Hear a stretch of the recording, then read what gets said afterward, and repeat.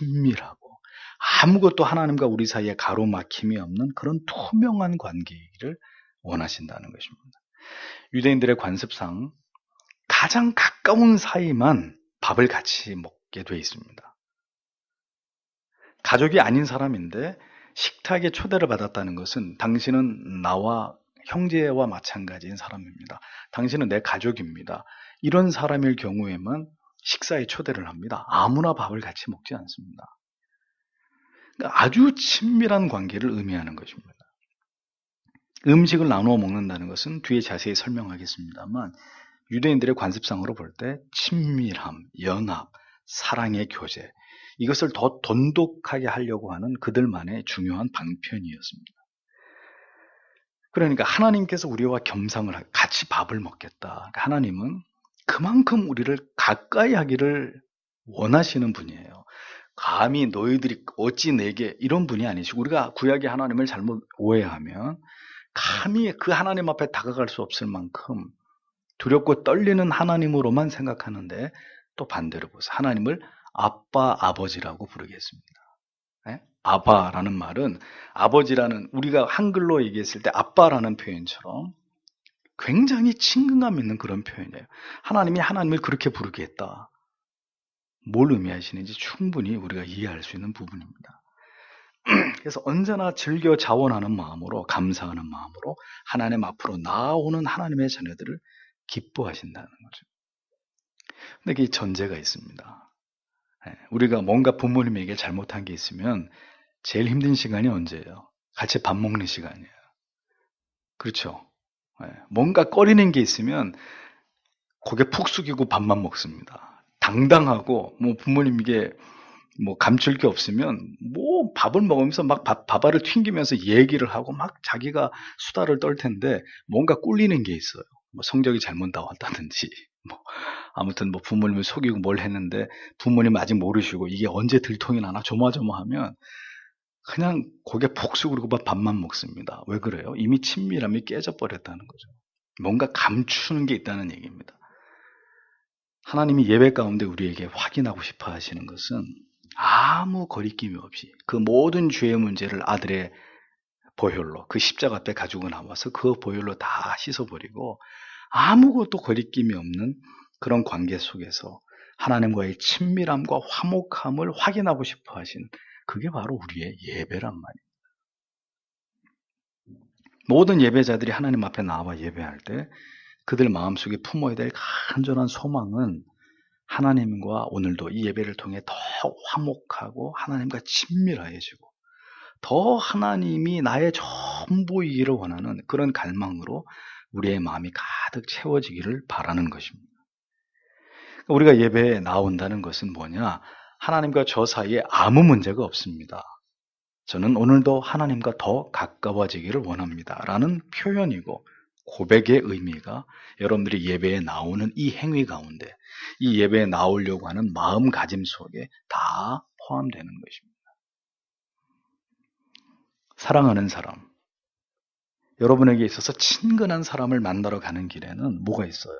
기쁨이 있어요. 설레임이 있고 기대감이 있어요. 반대라면요. 그 사람 만나야 되나? 거기 꼭 가야 되나? 오만 인상을 다 쓰면서 안 갈 수 없어서 억지로 가게 되겠죠? 예배는 전자여야 될까요? 후자여야 될까요? 그렇죠. 전자예요. 이런 설레임으로 하나님을 배우기를 원하는, 하나님 앞으로 나아오는 즐거움이 있어야 되는 것입니다. 그러니까 예배가 지겨운 사람, 하나님의 말씀 듣는 게 지겨운 사람, 예배에 나오기가 싫어지는 이 마음에는 뭐가 있다는 거예요? 하나님과의 화목이 깨졌다는 증거가 되는 거예요. 죄와 불순종으로 인해서 하나님과 내 영혼이 지금 멀어져 있다는 방증이 되는 것입니다. 하나님과 화목이 깨진 성도는 반드시 예배와 말씀과 기도와 멀어질 수밖에 없습니다.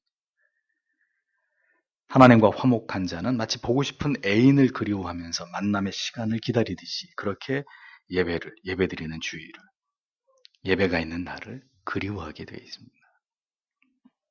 예배의 정신은 이렇게 하나님과 친밀함과 화목의 추구이고 그것의 확인이다 라는 사실을 기억하셔야 됩니다. 이처럼 제사를 통해서 하나님은 이스라엘 백성들과 더 화목하고 더 친밀해지기를 기뻐하셨다는 사실을 우리가 말씀을 통해 발견하게 될 때, 오늘도 예배 가운데 나를 기다리시는 하나님을 배우기를 갈망하는 그런 마음으로 하나님 전에 나오려고 하는 이러한 어떤 우리의 하나님 앞에 예배드림에 있어서 우리의 자세와 태도와 정신이 중요하다는 사실을 우리는 분명하게 깨달아야 될 것입니다. 오늘 본문을 보면 1절에 사람이 만일 화목제의 희생을 예물로 드리되 서로 드리려거든 수컷이 남것이나 흠없는 것으로 여호와 앞에 드릴지니라고 했습니다.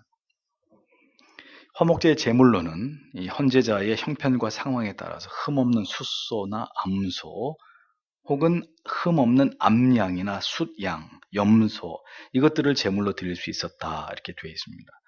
주목할 만한 점은 번제의 경우와는 달리 희생 제물에 뭐가 빠져 있죠? 네? 비둘기가 빠져 있습니다. 비둘기가. 그 이유가 무엇일까요? 이것은 화목제라고 하는 이 제사의 성격상 제사 이후에 여럿이 함께 나누어 하나님께 드린 제물을 나누어 먹어야 하는데 비둘기로는 여러 사람이 함께 먹을 수 있는 식용으로서 그 양이 적기 때문입니다.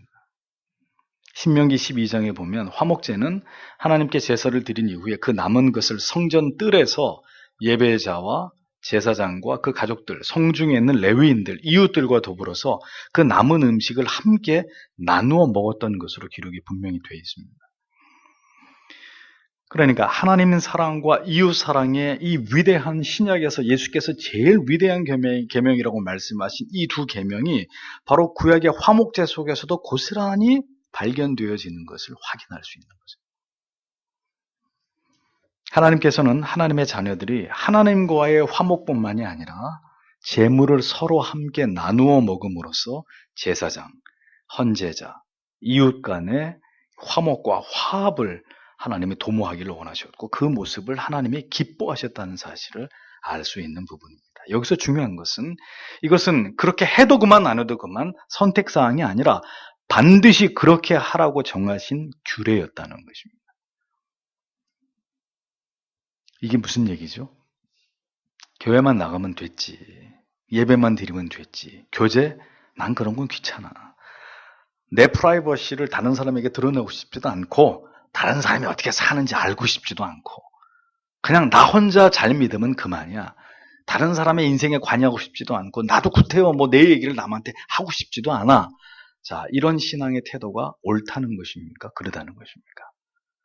성경이 말씀하는 신앙의 모습은 아니라는 거예요.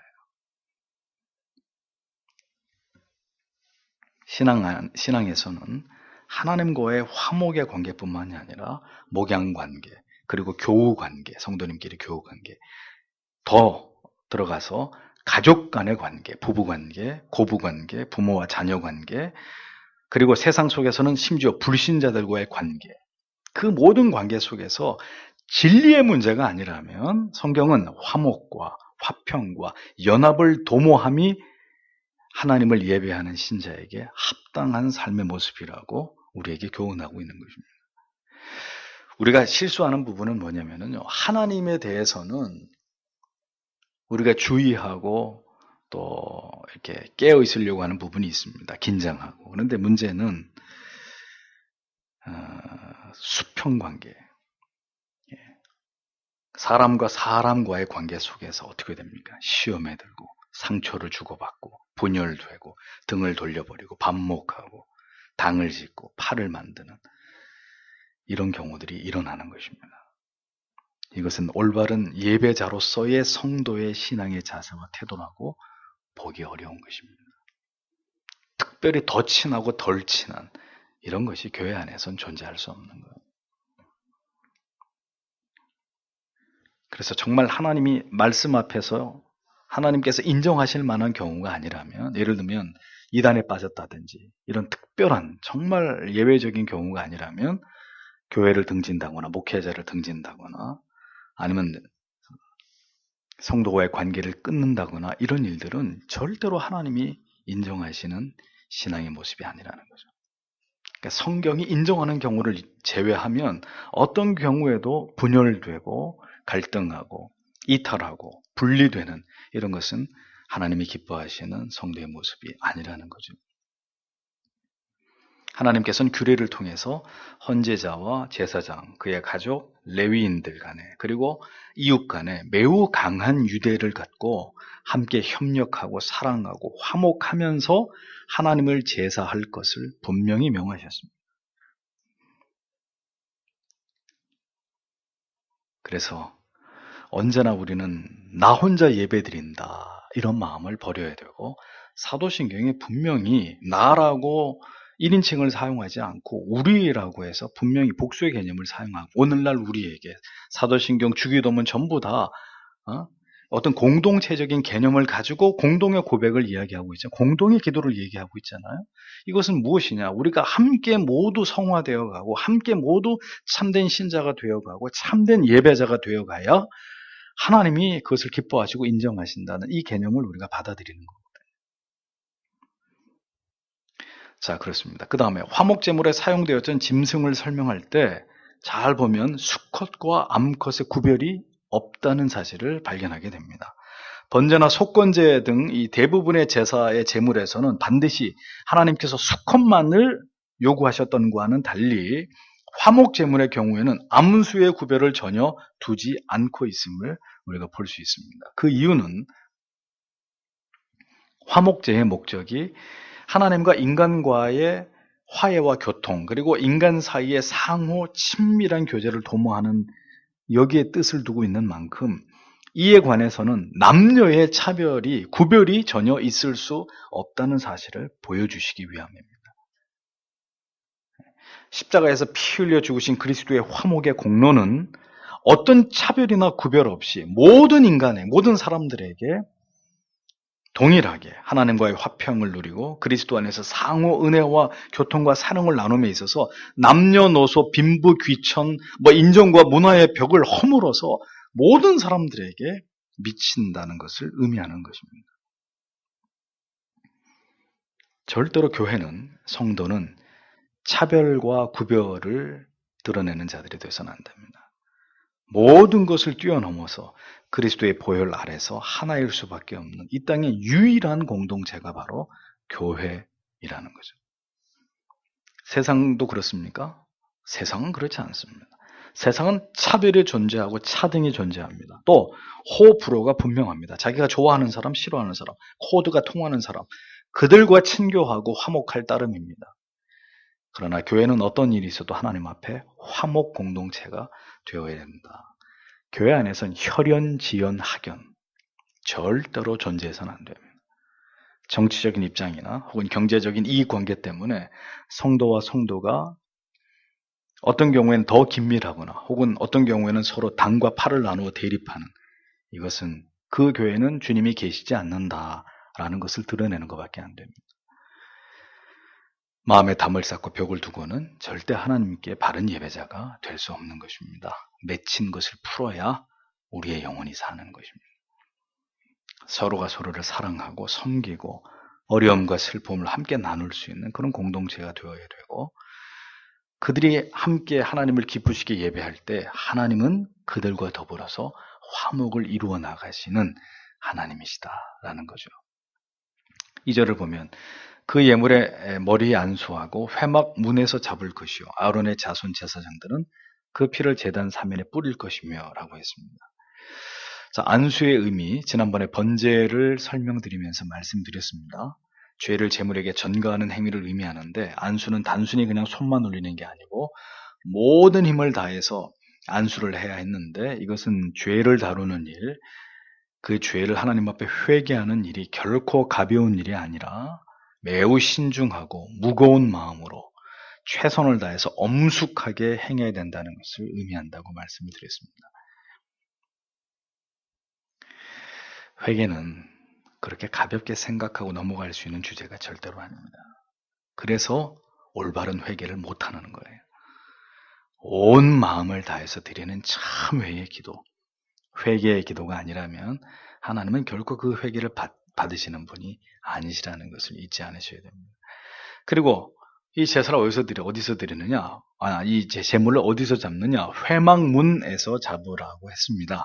자기의 장막에서 잡을 수 있는 것이 아니었습니다. 회막문 앞에서, 즉 하나님 앞으로 나아가야 된다는 것을 의미하는 것입니다. 예배는 뭡니까? 헌신이에요. 내 몸을 드리는 거예요. 내가 하나님 앞으로, 교회로, 하나님을 예배하는 장소로 나아가는 것입니다. 재물을 가지고 직접 하나님 앞으로 나아가는 것이 예배입니다. 모든 제사와 예배의 행위는 하나님 앞에서 이루어지는 그 자체로서 재물적 가치를 갖는 것이다. 성도가 교회 안에서 하나님과 더불어 화목하고 성도님들과 더불어 화목하면서 자신의 사랑하는 가족과 더불어 화목함을 전제로 해서 하나님께 예배할 때 그것이 하나님이 기뻐하시는 예배가 되는 것입니다. 그래서 마귀는 이 사실을 잘 알기 때문에 어떻게 해서라도 우리의 예배를 무산시키기 위해서 마귀가 사용하는 방법이 뭡니까? 꼭 예배 드리기 전에 분란을 일으켜요. 꼭 토요일 저녁이나 주일 오전에 꼭 가족끼리 혹은 좀 이렇게 불편한 어떤 문제를 초래해서 한 마음이 돼서 하나님 앞에 나가 예배하지 못하도록 꼭 마귀가 덫을 놓습니다.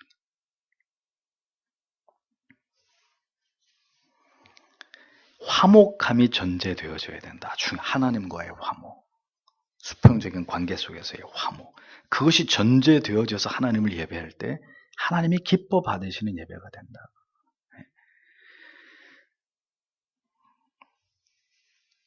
그러니 전혀 화목을 이루지 않은 상태에서 그저 형식과 습관을 따라서 신앙의 관성을 쫓아서 교회 와서 그냥 예배하고 갑니다. 말 한마디도 안 하고 싸우고 와서 옆에 앉지도 않아요. 심지어는 뚝 떨어져서 앉아가지고 예배 드리고 돌아갑니다. 그게 무슨 의미일까요?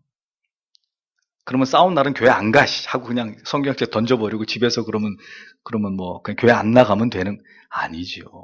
교회 오시기 전에 그 문제를 해결하시고 예배 드리기 전에 그 문제를 놓고 기도하시고, 그래서 할 수만 있다면 그 문제가 그래서 주님이 말씀하셨잖아요. 싸울 수 있는데 언제까지? 해가 지기 전까지만.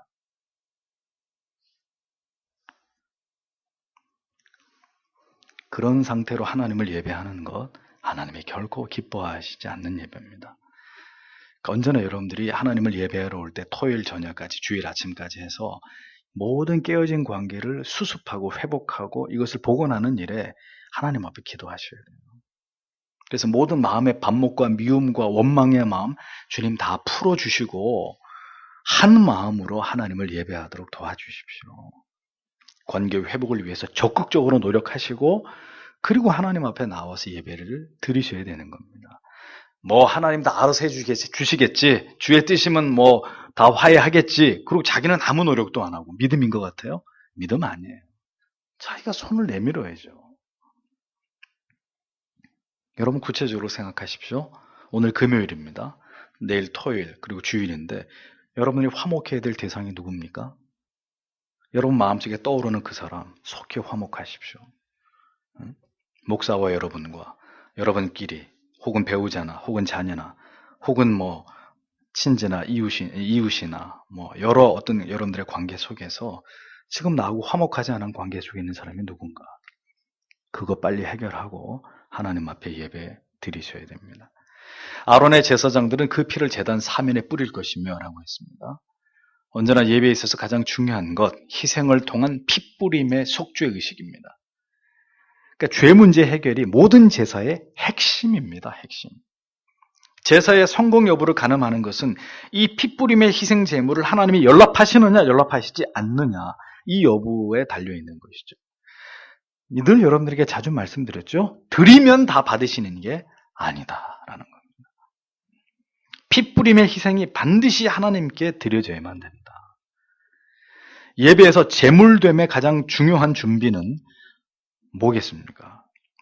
우리가 하나님을 예배한 제사에 있어서 피뿌림이 가장 중요한 것이었다면, 또 정결한 제물의 여부가 중요한 것이었다면, 지금 이 시대에 우리가 하나님을 예배함에 있어서 제물됨의 가장 중요한 준비, 여러분들의 죄가 예수의 피로 씻겨졌느냐 그렇지 않느냐 이 문제입니다.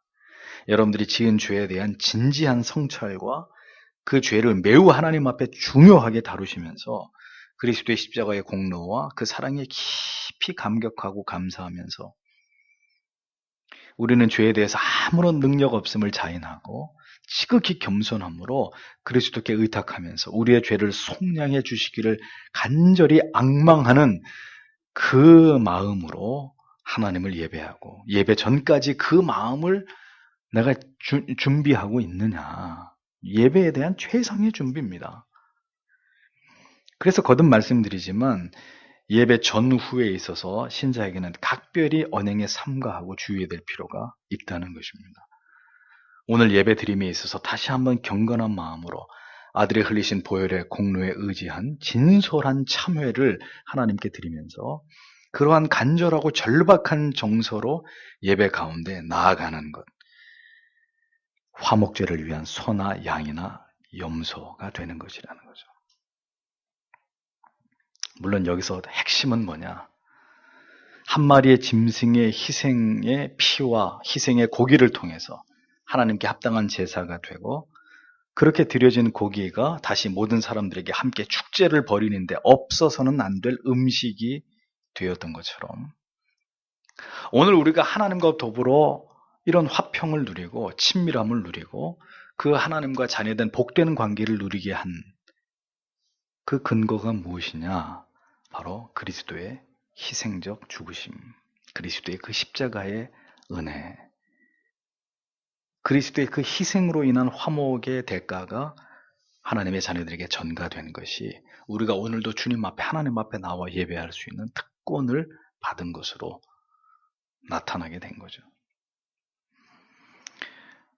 보십시오. 오늘 우리의 가정과 교회 속에서 화목제를 위해 희생될 한 마리의 소가 필요합니다.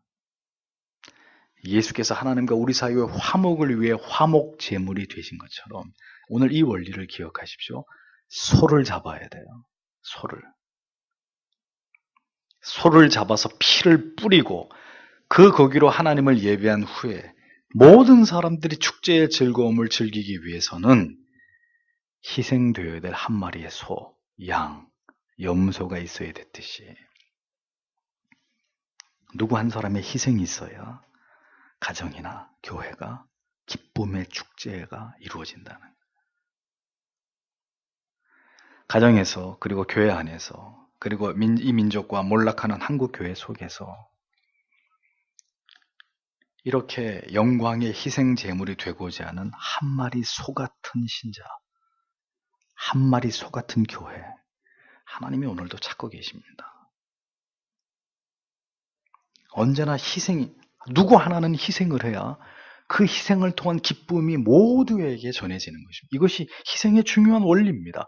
예수 그리스도 한 분의 희생으로 말미암아 모든 하나님의 자녀들이 구원에 이르게 된 것처럼 하나님의 밀알이 땅에 떨어져서 썩어야 30배, 60배, 100배의 결실이 나타나는 것처럼 이것이 성경이 말씀하는 참된 진리의 원리입니다.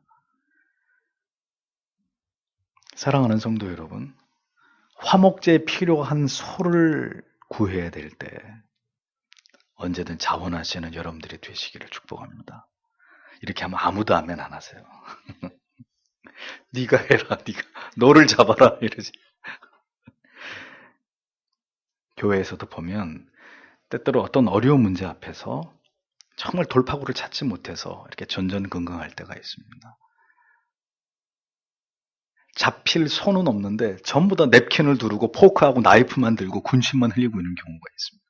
누군가는 나를 잡으십시오 이렇게 내놔야 되는데 전부 다 스카프하고 언제 스테이크가 나오나 다 먹으려고 즐기려고만 하지 나를 잡으십시오 하는 분은 없습니다. 가정에 여러 문제들이 생기고 있는데 소가 되려고 하는 사람은 없습니다. 우리가 살아가는 이 세상이 점점 막혀져 가고 있고 성경에서 멀어져 가고 있는데도 그리스도의 마음을 가지고 자신의 기도가 제물이 되고자 하는 한 마리에 희생하는 소가 양이 되고자 하는 자들 그때나 지금이나 많지 않습니다.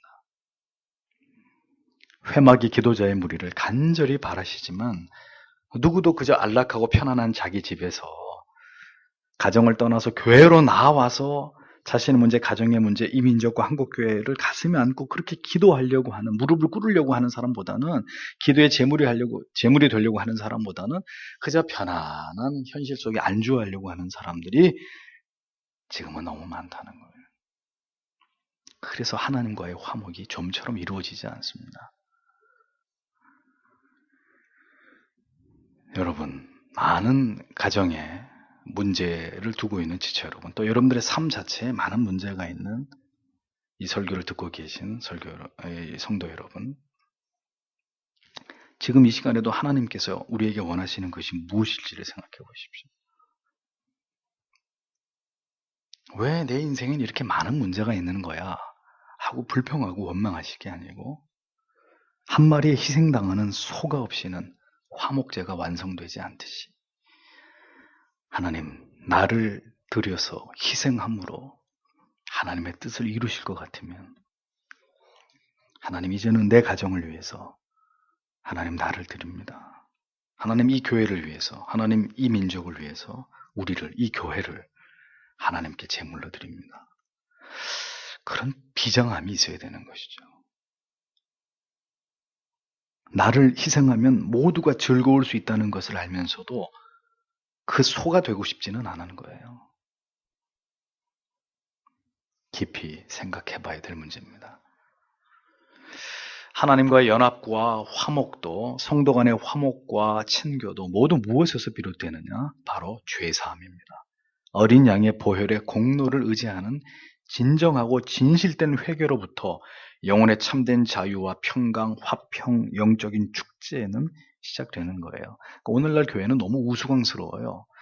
죄의 문제는 전혀 중요하게 생각하지 않으면서 그건 뒷전으로 갖다 놓고 그저 기타 치고 춤추고 신바람 나게 찬송 부르고 이러는 건 좋아해요.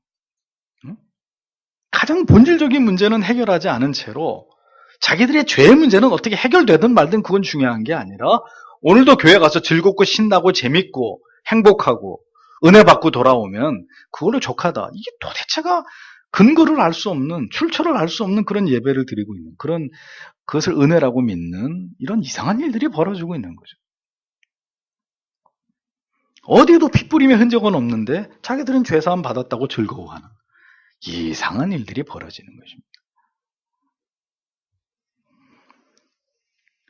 참된 예배의 끝에는 반드시 영적인 기쁨이 그 예배 가운데 나온 모든 영혼들에게 충만하게 되어 있습니다. 기뻐하십시오! 라고 뭐 이렇게 소리를 질러서 기뻐지는 게 아니라 참된 제사됨, 참된 예배됨으로 하나님을 예배한 성도들의 심령은 하나님이 주시는 촉촉한 그 충만한 내 심령을 적시는 은혜로 오늘도 내가 하나님의 말씀 앞에 섰었다. 오늘도 말씀 속에 깊이 하나님을 만났다. 하나님이 내 영혼에게 주시는 그 음성을 나는 들었다. 그 누가 뭐라 그러지도 않아요. 자기는 그걸 아는 거예요. 예배 가운데 말씀을 통해서 받은 은혜도 없고 찔림도 없고 교훈도 없는데, 그래서 간절한 통회의 기도도 없었는데, 그런데 무슨 죄사함의 확신이 있고 기쁨이 생기고 뭐 평화가 오고, 예? 전혀 이게 앞뒤가 안 맞는 얘기들을 하고 있는 거예요. 죄로부터 자유함이 없는데 어떻게 교회가 거룩과 순교를 목숨처럼 여기는 그런 일들이 일어나겠습니까? 코미디 같은 일이죠. 어떻게 하나님과 투명함과 성도 간의 투명함에 대해서 온 마음을 쏟겠습니까?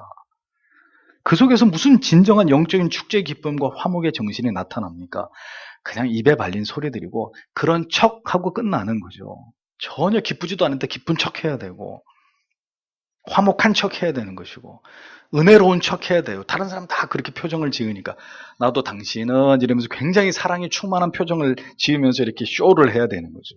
에이든 윌슨 토저가 얘기했습니다. 예배인가 쇼인가. 그런 거 아니란 말이에요. 자꾸 뒤집어 쓰는 가면만 늘어나요. 경건한 척하는 가면, 기도 열심히 하는 척하는 가면, 은혜롭게 찬양 부르는 척하는 가면, 자꾸 이 가면 저 가면. 온갖 죄를 뒤집어 쓰고 살았어도 하나님은 당신을 사랑하시고 당신이 복받기를 원한다는 이런 메시지만 가지고 어떻게 진정한 영혼의 자유와 행복과 하나님과의 화평의 기쁨을 누릴 수 있겠습니까? 저는 아무리 생각해봐도 이것은 불가능한 일이에요. 그 불가능한 것이 가능하다고 속삭이는 건 마귀의 소리죠. 여러분, 아주 상식적인 얘기를 하자고요. 주의를 온전히 하나님을 예배함에 있어서 최선을 다하지 않는, 온전히 주의를 성수하지 않는 성도가 어떻게 그 사람에게 복이, 하나님이 주시는 신령한 은혜의 복이 임하겠습니까? 가시밭 고난길을 예약하고 있는 거죠. 어떻게 계명을 버젓이 어기면서 살아가고 있는데 또 한편으로는 돌아서서 하나님과 화목하기를 원합니다. 그게 어떻게 가능합니까? 하나님께서 기뻐하시는 제사, 하나님께서 기쁘시게 연락하시는 예배의 정신을 회복하는 것, 멀고도 험한 길입니다. 하지만 여러분 감사하세요. 왜? 모르면 몰라서 무엇이 잘못된지도 모른 채로 여러분 계속 하나님 그렇게 예배했을 거 아닙니까? 그런데 다행스러운 건 이 자리에 계신 여러분들은 이제 하나씩 하나씩 깨달아가고 계시잖아요. 아, 어떻게 하나님을 예배해야 되는 것이구나. 예배를 어떻게 준비해야 되는 것이구나. 예배의 정신이 무엇이구나. 어떠한 것들이 주님이 예배 가운데 확인하시려고 하는 핵심 사안들이구나. 하나하나 알아가고 계시잖아요. 얼마나 감사합니다. 하나님께서는 오늘도 오늘 핵심 하나님과 화목하고 모든 하나님의 성도들과 더불어 화목하기를 기대하십니다. 그것을 확인받는 시간으로서의 예배의 길을 원하십니다. 그것이 예배의 중요한 정신이라는 거예요. 그래서 오늘도 우리가 기도해야 될 것은 무엇이겠습니까? 주님, 우리와 나뉘어진 자들을 위해서 기도해야 됩니다. 우리의 마음에서 불편한 자들을 위해서 기도해야 됩니다. 우리에게서 떠난 안타까운 지체들을 위해서 기도해야 합니다. 그리스도의 희생 제물 되심을 묵상하면서 주님, 내가 한 마리의 소, 양, 염소 되겠습니다. 주님이 보이신 그 희생 의식, 희생 제물로서의 의식, 하나님 그 의식 가지고 그 희생 제물 의식, 제물 의식 가지고 내 가정, 내 교회, 내가 살아가는 이 시대를 섬기는 자 되길 원합니다. 우리의 기도의 제목이 되어야 합니다. 하나님과 화목하고 동시에 가족과 모든 지체들과 더불어 화목한 가운데 하나님을 예배하는 그런 예배자이길 원합니다. 자, 이런 것들을 위해서 충실히 기도하시면서 여러분들의 삶의 무게가 이렇게 실려지고 하나님을 예배할 때 앞으로 여러분들의 예배를 통해 하나님이 어떤 은혜를 주시는지를 체험해 보십시오. 예배는 그렇게 딱딱하기만 하고 몸이 건조하기만 하고 졸리기만 하고 그런 것이 절대로 아닙니다. 분명히 말씀드리건대 영과 영이 만나고 하나님의 임재를 체험하고 우리가 그리스도 안에서 하나인 것을 확인하는, 그래서 신앙 고백에 그런 내용들이 다 나오는 거예요. 예배하면서 예배 드리는 가운데 우리의 신앙을 고백하는, 여러분 거짓말하는 거 아니잖아요. 거룩한 공예와 성도가 서로 교통하는 것과 고백은 그렇게 해놓고 전혀 교통이 없어요. 어? 교회 문 딱 열고 나가면 남남이야. 일주일 내내 전화 한 통화도 없어요. 그건 우리 자신을 속이고 있는 거예요. 속이고 있는 거예요. 그리고 또 교회 와서는 거룩하게 하나님을 예배한다고 해요. 자, 이런 것들이 말씀을 통해 철저하게 벗겨지면서 우리가 더 이 말씀의 원리와 예배의 정신을 따라서 하나님을 예배하려고 노력하면 노력할수록 여러분은 더 하나님의 착한 은총을 경험하는 참된 예배자가 되어져 가는 것입니다. 그래서 지난주에 드린 예배보다 우리는 이번 주에 드릴 예배를 더 기대하게 되는 것이고, 올해 드린 예배보다는 내년에 드릴 예배를, 앞으로 5년 뒤, 10년 뒤에 우리가 드릴 예배를 우리는 더 기대하게 되는 것입니다. 말씀을 통해 깨달아가는 깊이가 더해갈수록 하나님과 우리와의 관계가 이전에 맛보지 못한 더 심오하고 더 신령하고 더 은혜스러운 관계가 되리라는 것을 확신하기 때문입니다. 그렇게 돼야 예수 믿는 맛이 나잖아요. 그렇죠? 세상에서 어떤 일을 한 30년 하면은 눈 감고도 할 수 있습니다.